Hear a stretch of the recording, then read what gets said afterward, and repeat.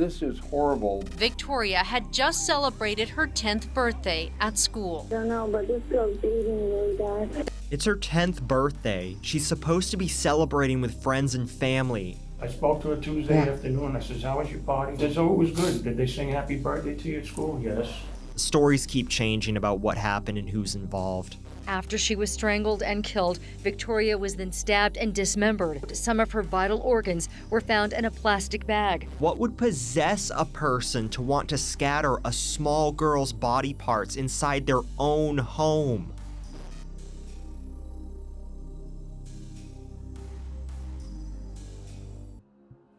Turning 10 years old is an especially important milestone growing up.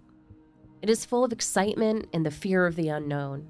You are no longer in your single digits, but now headed into your preteens. Looking back on turning 10, I reflect upon finally being able to ride my bike to the corner store and being able to stay up till 9 on a school night. At this tender age, we all look to our parents for protection and guidance. You would just never think that when you need them the most, they just wouldn't be there. This case isn't unknown. In fact, this is a case that's been heavily requested since we started this channel in 2019, and it was first requested by our friend Jen, who's actually a local. We've waited to cover it, hoping for some sort of resolution.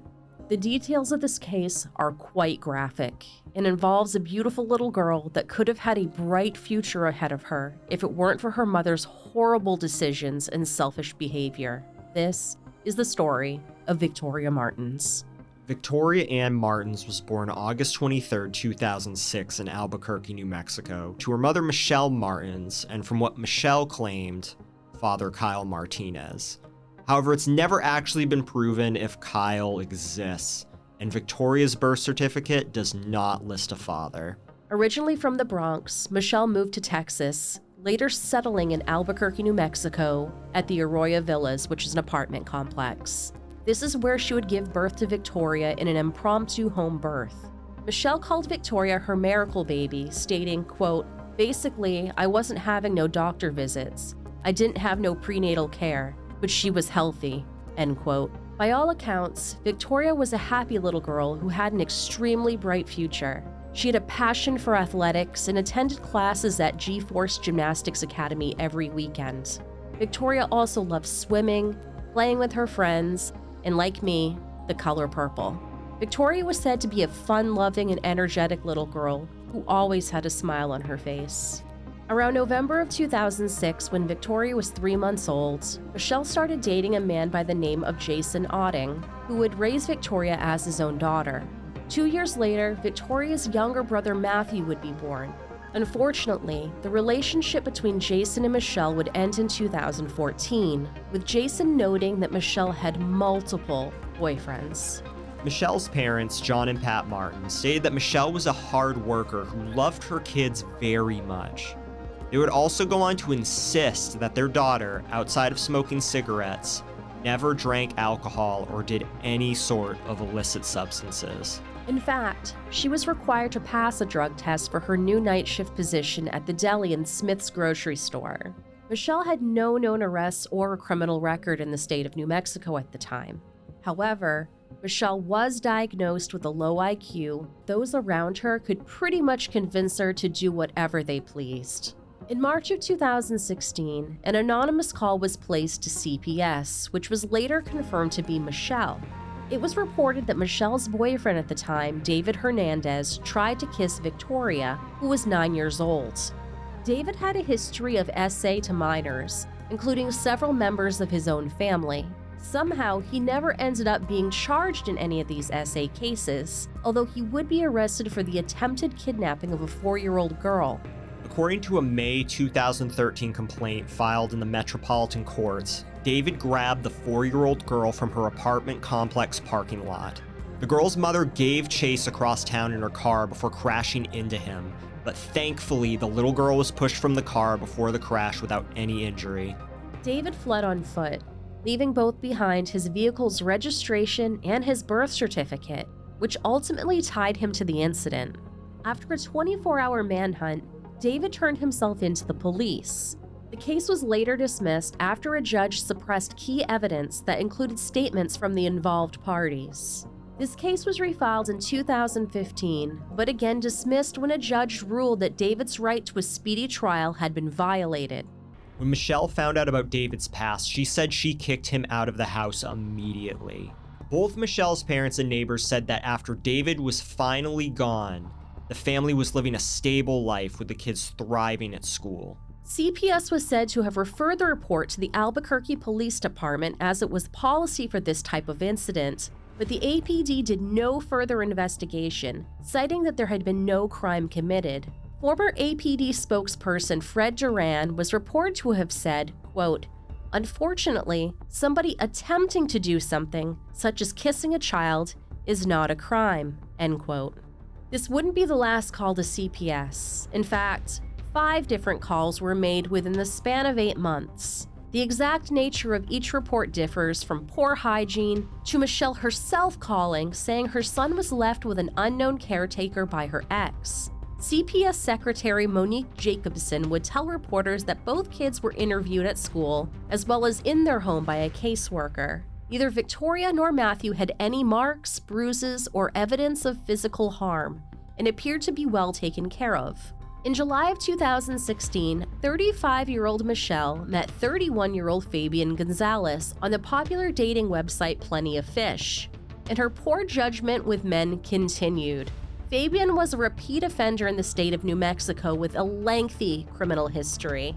This included a 2014 attack on his former girlfriend, which resulted in a 2015 plea deal where he pled guilty on 2 minor charges and received 2 years supervised probation under the New Mexico Department of Corrections. His record also includes 4 battery charges, 2 resulting in great bodily harm. Just like in the case of David Hernandez, Michelle would quickly ask Fabian to move in with her and her kids. Michelle claimed that she did not know Fabian smoked anything more than cigarettes. She found out, she wasn't exactly happy, and asked him to do it outside. She also claimed to have no knowledge of his use of stronger substances. At first, Fabian seemed to be the perfect fit.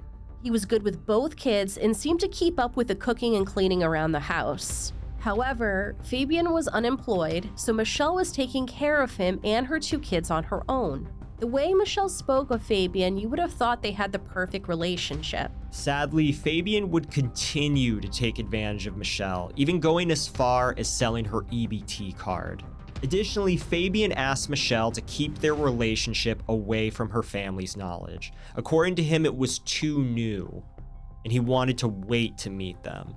According to neighbors, people were coming and going from the house at all hours after Fabian's arrival, with 5 neighbors noting that there was an awful lot of noise. After what happened with David Hernandez, you would hope that Michelle would have been more aware of who she let into her home, but unfortunately, it gets worse. On August 15, 2016, Fabian's cousin, 31-year-old Jessica Kelley, was released from prison. Fabian told Michelle that Jessica needed a place to stay, or she would end up being homeless.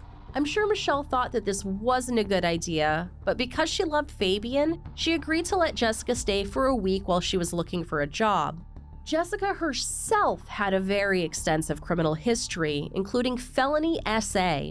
According to the Albuquerque Journal, Jessica acted as a lookout for an inmate who SA'd another inmate with a mop in September of 2012 at the Metropolitan Detention Center, to which she pled no contest. For this, Jessica was sentenced to an additional 3 years in prison minus nearly a year for time served. In addition, Jessica's criminal record spanned over a decade with a multitude of charges, including 4 counts of battery and DV. She also pled guilty to an attack on a peace officer in 2007, as well as DWI in 2010 and 2011, as well as trafficking of illicit substances and 2 shoplifting charges. It's been stated that Jessica wasn't all that bad when she wasn't on her substance of choice, but that's up for debate because she wasn't on this substance of choice while in prison. When talking about this substance, which is a banned word on YouTube, we often throw up pictures from Breaking Bad, which coincidentally also takes place in Albuquerque. Sadly, in the early morning hours of August 23, 2016, Fabian and Jessica began to use this substance of choice while the rest of the household slept. That same day, Victoria Martens spent her 10th birthday making cupcakes with her mother, after which they walked to her bus stop. Victoria attended Petroglyph Elementary School, where she had just begun the 4th grade. Surrounded by her friends in a class party, they sang happy birthday, ate cupcakes, and enjoyed pizza. Afterwards, Victoria boarded the school bus to return home to her mother. They had planned a party for Victoria in the park over the weekends. But unfortunately, when she arrived at her bus stop that afternoon, her mother wasn't there. So, where were Michelle and Fabian, you may ask? Their afternoon was spent riding around town, stopping at Fabian's brothers and uncles' houses. Each time, he would go in and leave Michelle in the car. This wasn't a one-time deal, and on occasion, Victoria would accompany the pair on said rides. Michelle would complain that Fabian smelled like he'd been smoking, and on some occasions, smelled like burnt cotton candy, and she was never allowed to go inside with him. There's never been an explanation for this, but I'm pretty sure you can draw your own conclusions to what Fabian was up to. Due to this afternoon adventure, Michelle would not be home to pick Victoria up from the bus stop, so she texted Jessica and asked her for help. According to Michelle, Jessica did not answer her text, so she contacted her mother, Pat. But after pondering it over for a moment, Michelle told her not to come due to the shady cast of characters in her home. Michelle claimed that she called and spoke to Jessica by phone, a fact that Jessica later denied. Jessica claimed that she was never once asked to babysit the multiple times the couple left the home that evening. According to a neighbor that was picking up her own kids at the bus stop, she saw Victoria alone and decided to bring her home. The neighbor alleged that she called Michelle to advise her that Victoria was at her apartment. According to the neighbor, Michelle told her that it was okay to let Victoria go home, so that's what she did. By the time Fabian and Michelle returned home, Victoria was busy doing her homework on the porch. It's at this part of the story where things start to take a more sinister turn. Instead of celebrating with her family, this innocent 10-year-old girl would soon be found dead by police. Victoria Martens had been dismembered, wrapped in a blanket in the bathroom of her home, placed in the bathtub, and then set on fire. In the early morning hours of August 24, 2016, police arrived at Arroyo Villas following a 911 call for a disturbance. The caller, who was a neighbor residing in apartment 407, advised dispatchers that, quote, "A guy is at our door saying that he got beat up pretty bad," end quote. Upon arrival, police observed Michelle and Fabian outside of the home with physical injuries that indicated that they had been involved in some sort of altercation. Fabian had a large gash over his left eye, and Michelle had a large cut in the center of her face, among other injuries, which resulted in 14 stitches. It was later discovered that after Victoria's death, Jessica became extremely paranoid and attacked both Michelle and Fabian. She said she was so paranoid about getting caught that since she was going down for one homicide, she might as well kill Michelle and Fabian. Now, this seems strange because Jessica has proclaimed her innocence in the actual killing of Victoria this whole time. Jessica took Michelle and Fabian's phones and then hit Michelle with an iron that she had chased her around the house with. Fabian eventually wrestled the iron away from Jessica and managed to escape the apartment via the balcony. Michelle claimed that she ran to Victoria's room looking for her, but she wasn't there. According to Michelle, as she reached the front door while still being attacked, Jessica said to her, "By the way, your daughter is dead."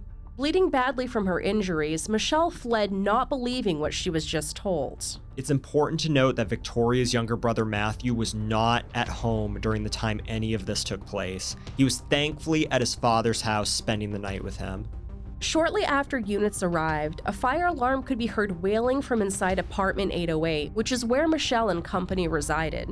As the officers approached the slightly opened door, Jessica immediately slammed and locked it. Michelle advised the police that her daughter remained inside. Jessica stated that she saw the officers coming, and because Victoria's body was still there, she thought she could burn the evidence. She lit the blanket covering Victoria on fire after removing 2 smoke detectors from the wall. She was then seen by officers jumping from the second-story balcony in an attempt to flee. Police body cam footage would later show that Jessica injured her ankle, which would end up requiring surgery during the attempted escape. In the footage, she is heard saying, quote, "I didn't do nothing," and "There's some shit that went down. No, I didn't do nothing," end quote. As she was being apprehended, Jessica began telling officers that there was another man inside the apartment. When asked where this man was, she stated, quote, "He took off. He started trying to wipe blood off and he started panicking," end quote. The officers entered the apartment where they were met with a gruesome discovery. There, they found smoke billowing from underneath the closed bathroom door. When the officers entered the bathroom, they were met with a horrifying scene. There in the bathtub, they would find the dismembered remains of Victoria, partially wrapped in a blanket, engulfed in flames, which they extinguished using another blanket and a towel that was located nearby. Once in police custody, the trio were transported to be questioned, where Jessica would refuse to speak without her lawyer present. Fabian was questioned for over 9 hours, in which he continuously denied the entire time either killing or essaying Victoria. When it was Michelle's turn to speak, she began to spin a horrific story about the unspeakable things her daughter faced the night before. In an interview directly following Michelle's arrest, she first told police that her and her boyfriend were attacked in the middle of the night by Jessica, and that she had no idea what happened to Victoria. But detectives weren't buying it and told her that her boyfriend was telling them everything, although he actually wasn't. Investigators would go on to ask her, "How did Victoria die? Do you know?" To which Michelle would reply, "She tasted the meth that was on the table." Later in the same interview, another investigator would ask Michelle again, "How did they kill her, Michelle? How did they kill Victoria?" This time she would respond by saying, "Stabbing her." She was asked once more, "How did they kill your daughter?" To which she responded, "By essaying her." The investigator probed further, asking her to explain, to which Michelle followed by saying, "Covering her mouth." Michelle also told police, "They threatened me saying if I go near her, they're going to kill me too." After several hours of interrogation, Michelle finally broke, saying that she watched Fabian and Jessica give Victoria substances so that they could subdue and essay her. She claimed Fabian strangled Victoria, after which Jessica stabbed her multiple times in the torso. Then both of the cousins proceeded to cut off Victoria's arms. She also admitted that she had previously sought out men on the internet to have relations with her young daughter. All 3 suspects were arrested and held on a $1 million cash bond. Michelle Martens, Fabian Gonzales, and Jessica Kelley were indicted on several charges to include aggravated criminal essay, intentional harm of a minor, tampering with evidence, and homicide. However, after initially being co-defendants, new evidence proved that Michelle's confession was false. Per her autopsy, Victoria had no substances in her system, aside from a small amount of alcohol that could never be explained. There are conflicting reports regarding the essay. Some indicate there were physical signs of trauma, but no biological fluids. However, other reports point to this happening in the past, because at only 10 years of age, Victoria had HPV.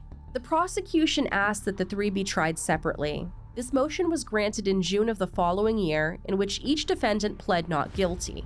On August 14, 2017, Judge Charles Brown ruled that Michelle would be tried on July 30, 2018. Following Michelle's trial would be Fabian in October of 2018, and lastly Jessica in January of 2019.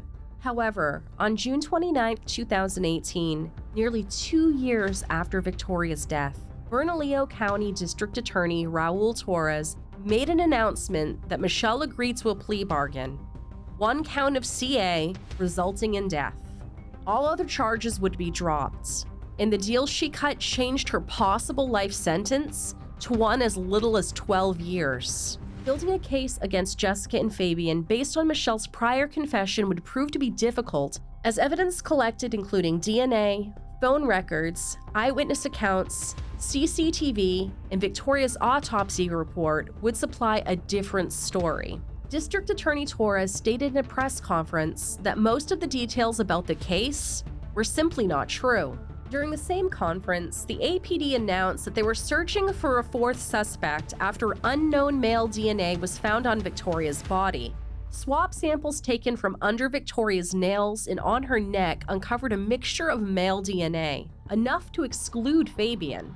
Based on the evidence, as well as the testimony from Michelle, Jessica, and neighbors, the district attorney's office was able to give an outline of what really happened to Victoria. And just so you know, what might have actually happened is just as, if not more bizarre, than the tales that Michelle initially told the investigators. According to the DA's office, on October 23, 2016, Victoria exited her bus at 4:25 p.m. and went to the home of a neighbor after Michelle failed to pick her up. Victoria would then return home to her apartment where Michelle and Fabian were not present.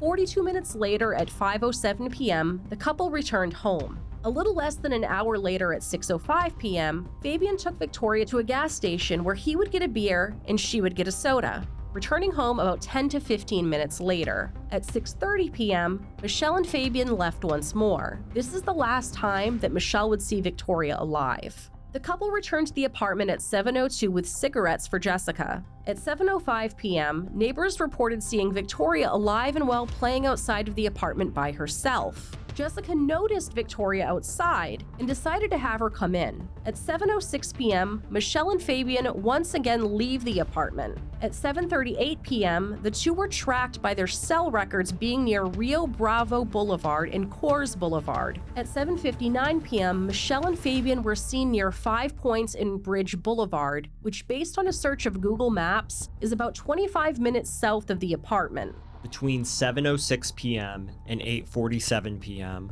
Jessica explained that she was with Victoria inside of the apartment. She claimed that she was so paranoid that she left the apartment door open a little so she could see if anyone was coming. Jessica has stated that a little after 7 p.m., Victoria was already in her room. She had already gotten her pajamas and was watching TV. According to Jessica, at some point during that evening, an unknown male walked into the apartment asking for Fable. The assumption is that Fable is a nickname for Fabian, but that's not been confirmed. Jessica advised the man that Fabian wasn't there. The man asked who was there, to which Jessica replied, "Just the little girl," and motioned to Victoria's room. Jessica explained that the man seemed to belong there, and due to the fact that she had only resided in the apartment for 4 days, she wasn't sure who should and should not be there. The man proceeded into Victoria's room, and rather than tell him to leave, or at the very least follow him, Jessica decided to go out on the balcony for a cigarette. When Jessica came back into the apartment, she claims the man told her, quote, "Fabian effed up, and he knows what he did. We have a mess in there to clean up, and if I didn't get it done and let him know, then it's gonna be our lives and my kids' lives at sundown," end quote. Jessica said when the man left the apartment, she went in to check on Victoria. She explained how Victoria looked like she was almost sleeping, but in fact, when Jessica checked her pulse, Victoria was gone. According to her autopsy, Victoria's cause of death was listed as strangulation, which makes Jessica's account, although bizarre, more plausible than anything Michelle had offered. At 8:47, Michelle and Fabian returned to the apartment for the final time. Shortly thereafter, Jessica was seen by a witness carrying what we now know to be Victoria's body out of the apartment wrapped in a blanket. According to Jessica, Victoria was too heavy, so she ended up returning her to her bedroom. Jessica alleged that she pulled Fabian aside and told him what had taken place. After looking at his cousin like she was crazy, Fabian went in to check Victoria for himself.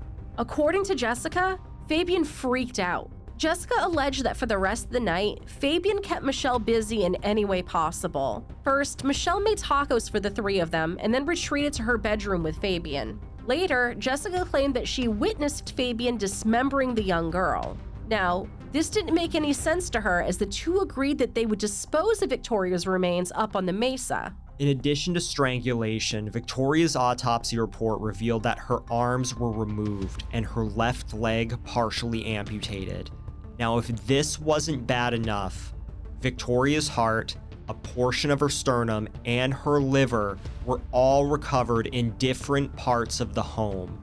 Even though Fabian kept Michelle distracted, it's very hard to believe that she didn't in some way notice this. Just like Michelle before her, Jessica would never make it to trial. After 2 failed attempts to reach a plea agreement, in September of 2018, the SA charge was dropped due to lack of evidence. In January of 2019, she finally reached a plea deal. Jessica pled no contest to CA resulting in death, tampering with evidence, among other charges. She was sentenced to 44 years in prison on April 7, 2022 by Judge Cindy Leos. Without the plea agreement, Jessica was facing 200 years behind bars. However, with good behavior, she may be looking at as little as 22 years. Fabian's trial began on July 13, 2022, in the 2nd Judicial District Court where Judge Leos presided once again. The jury of 10 women and 2 men deliberated for 3 hours, quickly going over 2 weeks of testimony. Originally charged with CA and homicide, Fabian was convicted of CA in the death of a minor under the age of 12, 7 counts of tampering with evidence, as well as conspiracy to tamper with evidence, among others. As outlandish as it was, the jury believed Jessica's story. Fabian is facing 18 to 40 years in prison. Both Michelle Martens and Fabian Gonzales are set to be sentenced on October 27, 2022, and as such, we'll keep an eye out for updates as they come in.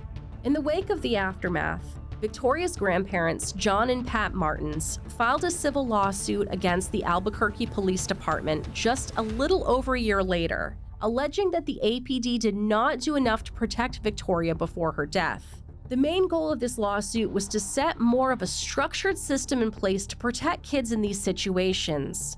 There was no monetary gain in this lawsuit. Unfortunately for the Martens, their case was dismissed by a judge on jurisdictional grounds, citing that the Martens did not give enough notice of their intent to sue, which is required by law. The Martens may file again, but they're hoping the APD will smarten up and do the right thing. One of the saddest parts of this case is that after 6 years, no one has been charged in poor Victoria's death, just the circumstances surrounding it. I had hoped that we'd have some answers by now. However, somewhere out there is a man matching the DNA found on her body. That individual may just hold the key to finding out what really happened to 10-year-old Victoria Martens. I wanted to apologize for the format change and the quality of this episode. This was due to me losing my voice earlier in the week because I had COVID during recording. I have it right now. We both have it. Yergi just didn't lose her voice. She did read this whole episode while being very sick, and she's behind the camera right now. In the 3 years of doing this, nothing has stopped us from releasing 1 episode a week, and we weren't going to let being sick change that. This is a one-time thing, and we'll be back to the usual 2-person format next week. Thank you guys for understanding. We love you very much. Bye.